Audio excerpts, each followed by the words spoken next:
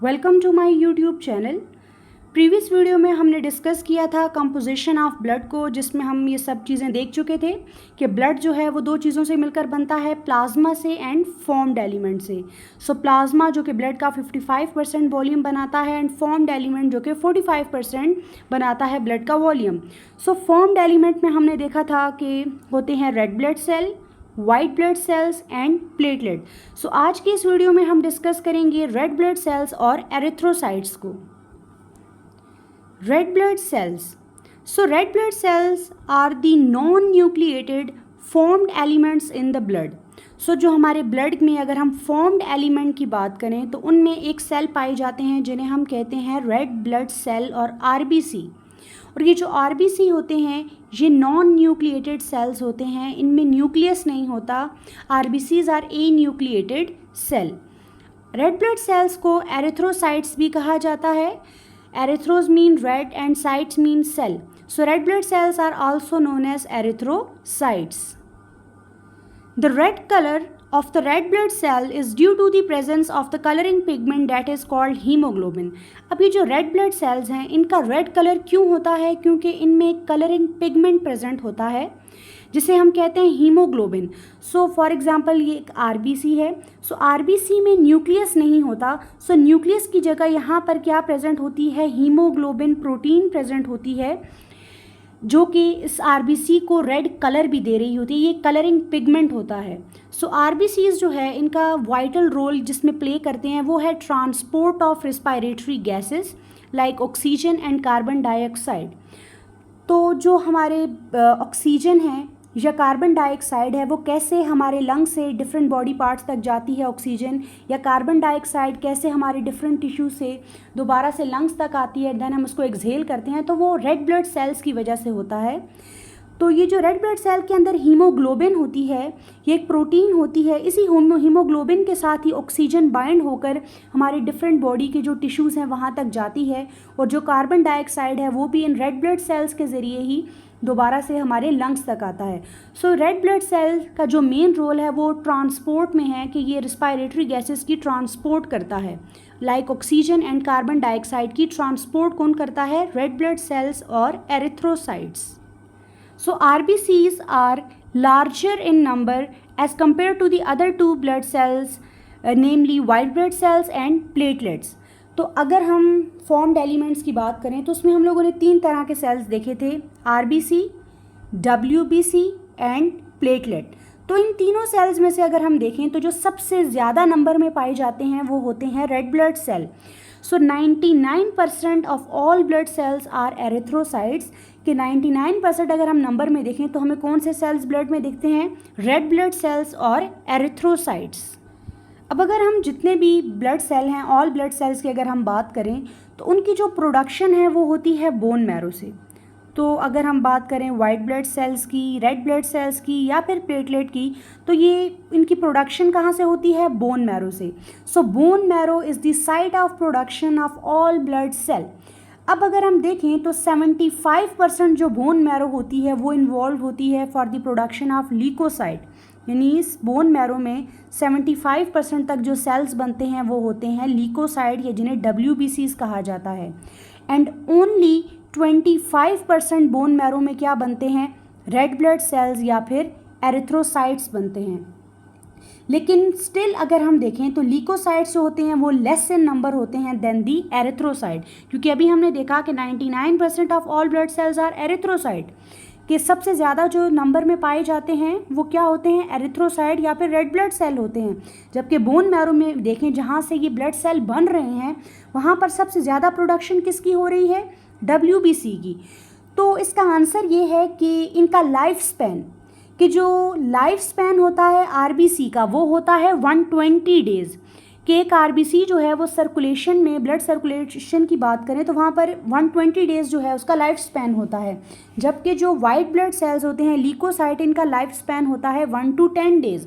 तो इसी वजह से ये जो लीकोसाइट्स होते हैं इनकी प्रोडक्शन ज़्यादा होती है ताकि इनके नंबर को क्या किया जाए? मेंटेन किया जाए। जबकि आरबीसी का लाइफ स्पैन ज़्यादा है तो इसलिए ये सर्कुलेशन में लंबे टाइम तक प्रेजेंट होते हैं, और सबसे ज़्यादा नंबर में जो आपको देखने को मिलते हैं वो क्या होते हैं? रेड ब्लड सेल्स और एरिथ्रोसाइट्स। सो अगर हम बात करें इसकी नॉर्मल वैल्यू की, सो आरबीसी काउंट जो है वो रेंज होता है बिटवीन 4 and 5.5 मिलियन पर cubic millimetre of blood.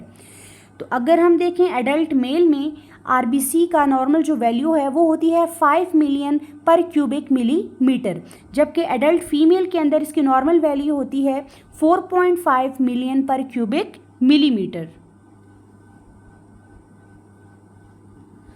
Next देखते हैं morphology of red blood cell. So red blood cell की शेप क्या है, सबसे पहले देखते हैं कि नॉर्मल शेप क्या होती है रेड ब्लड सेल की। So normally the RBCs are disc shape and biconcave या डम्बल शेप के होते हैं।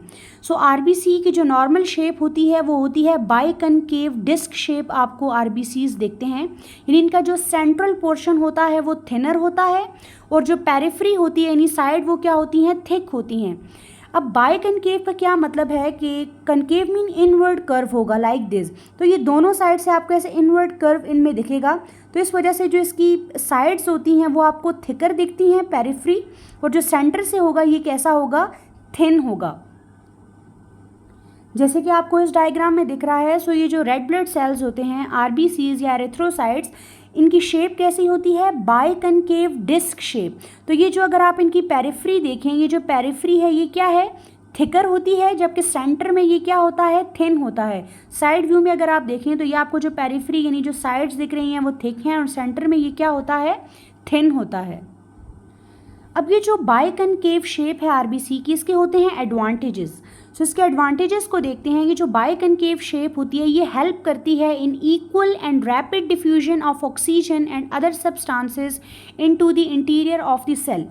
अब आरबीसी की जो शेप होती है ये बाइकनकेव डिस्क से ये फ़ायदा होता है कि इससे जो भी ऑक्सीजन है वो इजीली क्या हो सकती है, डिफ्यूज़ हो सकती है, क्योंकि आरबीसी क्या करता है, ट्रांसपोर्ट करता है ऑक्सीजन को, तो इससे इजीली जो है वो डिफ्यूजन जो है उसके ज़रिए क्या होगा, इजीली डिफ्यूज़ हो सकता है इसके बाइकनकेव शेप की वजह से। देन इसकी जो बाइकनकेव डिस्क शेप है इसकी वजह से लार्ज सरफेस एरिया प्रोवाइड होता है, जिसकी वजह से चीज़ों की एब्जॉर्प्शन ज़्यादा हो सकती है और रिमूवल भी हो सकता है डिफरेंट सब्सटेंसेस का।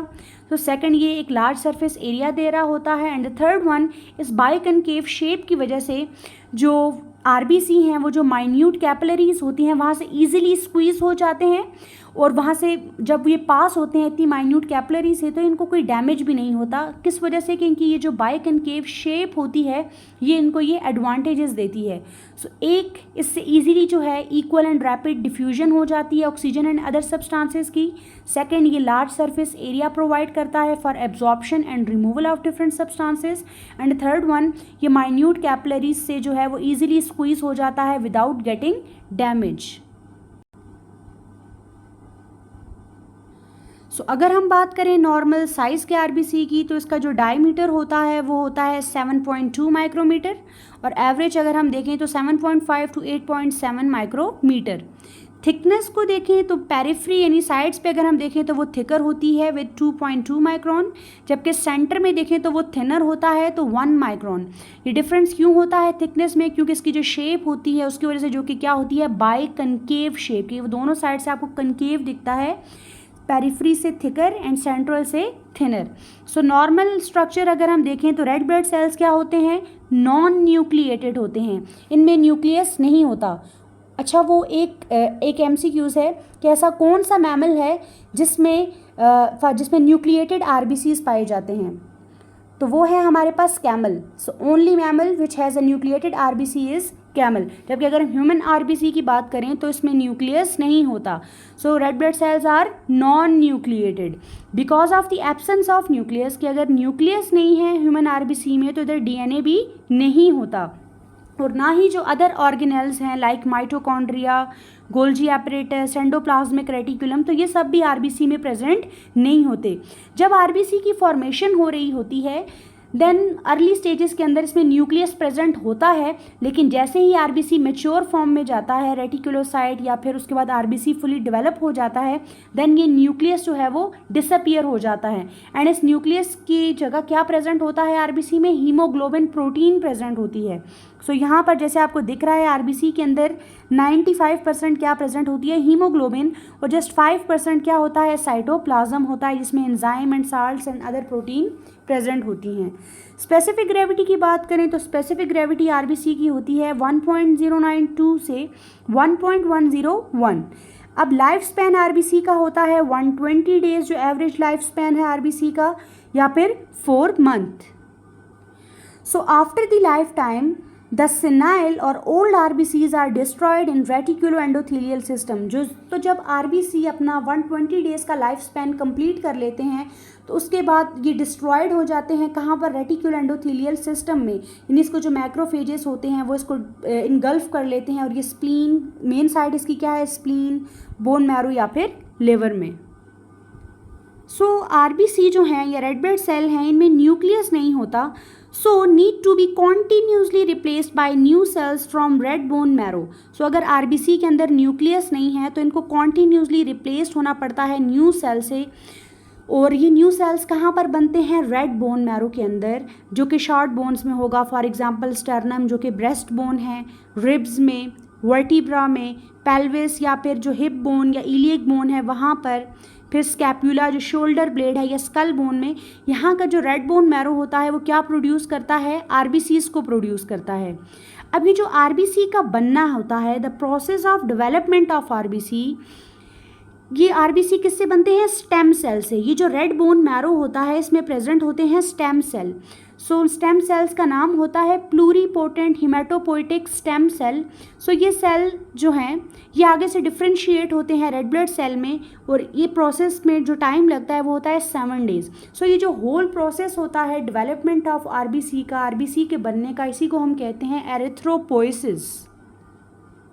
So erythropoiesis is the formation of red blood cell. Erythro means erythrocyte and poiesis mean formation.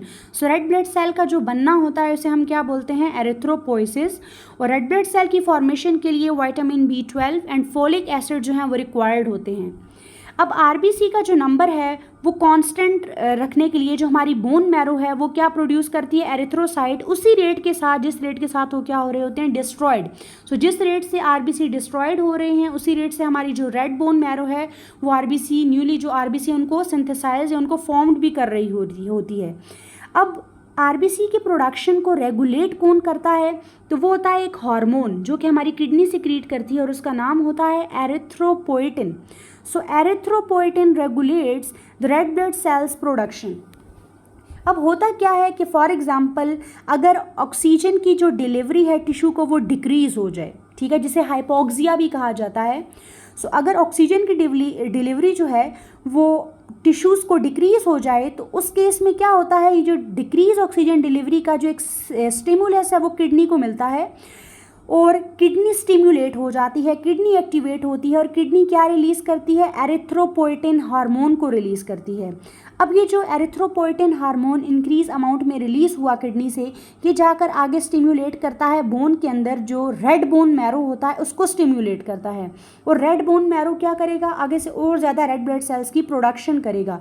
सो उससे क्या होगा, ज़्यादा से ज़्यादा रेड ब्लड सेल बनेंगे, और जब ज़्यादा रेड ब्लड सेल होंगे तो इंक्रीज ऑक्सीजन डिलीवरी हो जाएगी टिश्यू को, क्योंकि अभी हमने देखा कि रेड ब्लड सेल्स के अंदर हीमोग्लोबिन प्रोटीन प्रेजेंट होती है जिसके साथ ऑक्सीजन बाइंड होकर हमारी पूरी बॉडी में जाती है।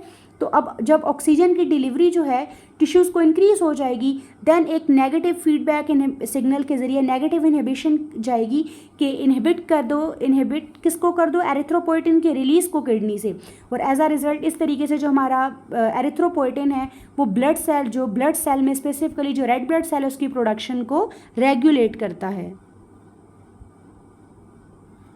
सो अब हम देखते हैं कि आरबीसी के अंदर जो हीमोग्लोबिन पाई जाती है, हीमोग्लोबिन क्या है, तो हीमोग्लोबिन एक प्रोटीन है जो कि पाई जाती है रेड ब्लड सेल्स में, जो कि क्या करती है, ऑक्सीजन को कैरी करती है।